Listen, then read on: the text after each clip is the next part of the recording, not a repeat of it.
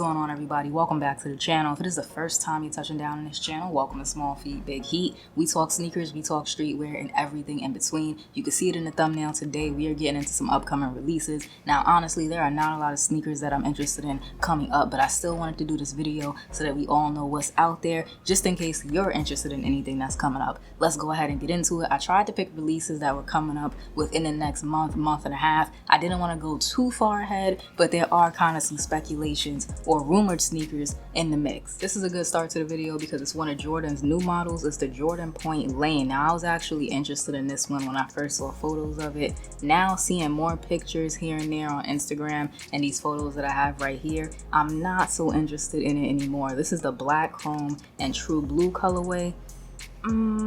It's not ugly, like it's not an ass shoe, but is it something that I want to pay $140 for? I don't know. It looks like they're onto something, and who knows, maybe down the line a colorway might really grab my attention, but at $140 retail, there's just so many other sneakers that I can buy. This one doesn't even make the list. Let's move on to the next one. We have the Air Jordan 3 Racer Blue.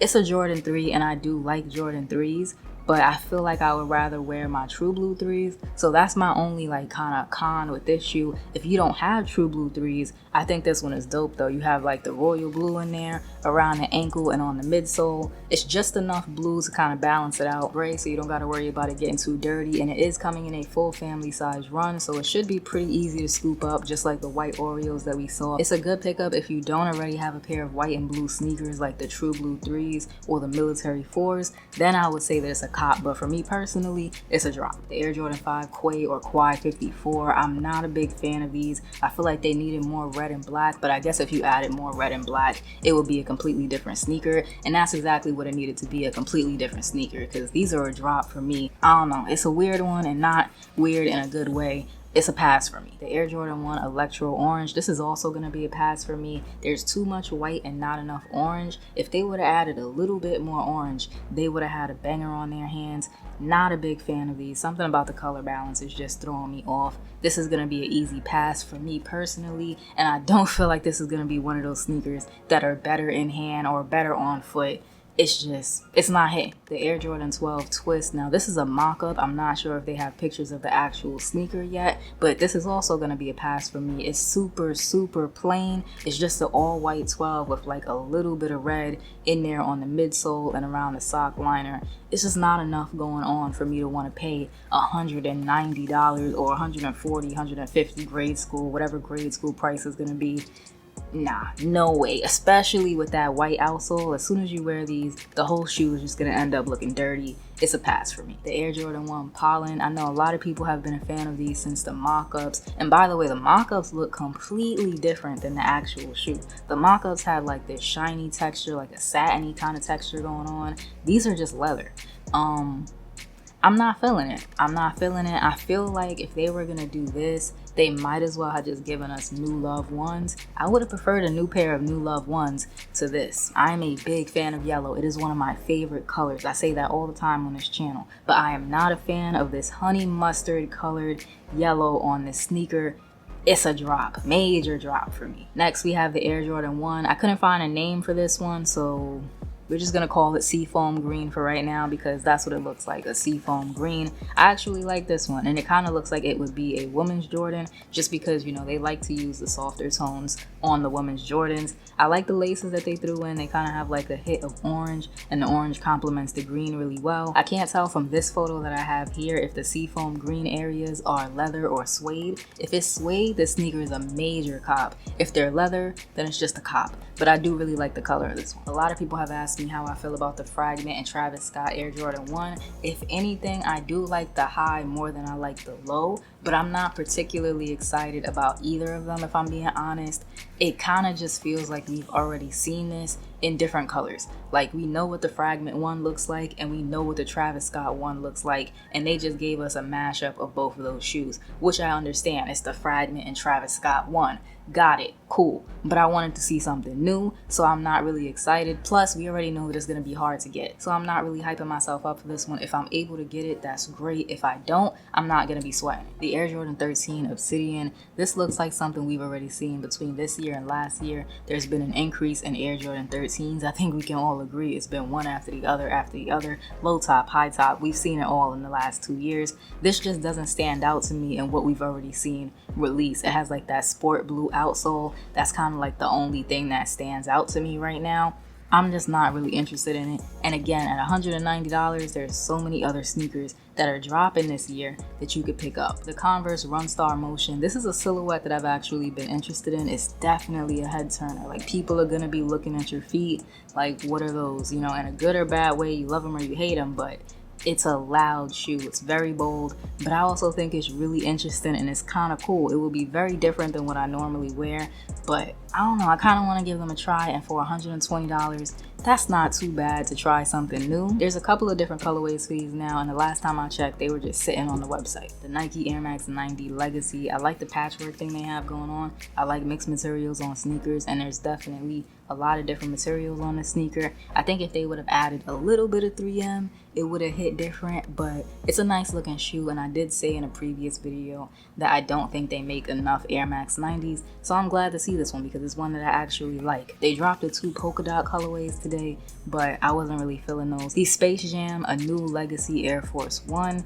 I'm not a big fan of these, and it's weird because I like shoes with like the lasering. I have laser 4s. I have a pair of laser Air Forces that are really old, but I don't like these for whatever reason. I think they glow in the dark or something, and I know the characters are supposed to be in there, but right now the only one that I can really see is Bugs Bunny with a basketball near the heel of the sneaker. Maybe the other ones are in there. Maybe I have to see the sneaker glow, maybe put it under a black light or something. Just look at some other images, but right now it's definitely given Tron Legacy and not Space Jam. This Air Force One, however, the Air Force One low hair, this is that one. Out of the pack, the Converse, the other Air Force One, the LeBrons, this is it. If y'all want these, y'all are gonna have to go hard because the prices already are disgusting. Depending on what sizes you wear, they're going for like $250 to $496. It's crazy. You're really gonna have to put in the footwork if you want these, and I definitely do need a pair for my collection. So this is the one. This is like the sneaker out of every sneaker that I'm gonna talk about today. I have tunnel vision on these right now. LeBron 18 lows. I know people wear LeBron 18 lows casually, and that's their choice. I'm not one of those people. I think that these are gonna be a head turner on the court. There's a great looking shoe. I love the concept. I think they did a great job representing the characters on the right and the left shoe, but I think these are just better suited for the basketball court. But that's just my opinion. If you cop these and you put together a fire fit, tag me on Instagram because I want to see it. 2 new colors of the New Balance Vision Racer are dropping, and people hate on the New Balance Vision Racer, but somebody likes them out there because they sell out every time. They always sell out. I kind of like this colorway here that looks aged a little bit, and it has like the primary colors around the midsole. I think that they're dope. It definitely challenges the idea of what a unisex sneaker should look like, because I don't think men would have been wearing platform sneakers a couple of years ago. So shout out to Jaden Smith for doing his thing because someone likes them, clearly. So these are the Space Jam Converses, and I guess between the 2 of them, I like the one with the characters on it, the Lola Bunny and Daffy Duck one. That's pretty cool, but I also like the use of materials on the one that says Toon Squad. In order for me to buy Converse, it really has to speak to me. These are not saying much right now. We got some more dunks on the way, of course. We have these 2 dunk lows. One is purple and one is yellow, and they kind of have like this splatter effect to them on the leather. It's storming outside. Let's wrap this up a little bit. I wouldn't say that these are anything special, especially compared to with what we've seen earlier in the year and last year.